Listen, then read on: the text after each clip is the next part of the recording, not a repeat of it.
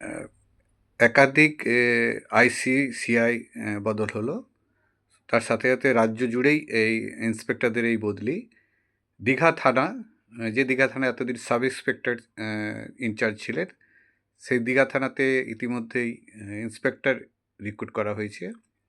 তাছাড়াও তমলুকের সিআই বদল হয়েছে, তমলুক আদালতের কোর্ট ইন্সপেক্টর বদল হয়েছে, এবং একাধিক বিভিন্ন যে সমস্ত আধিকারিক রয়েছে, বিশেষ করে ইন্সপেক্টর সিআই লেভেলের, তারাই কিন্তু এই বদলি প্রথম যেটা গতকাল তার নির্দেশ জারি করেছে রাজ্য সরকার।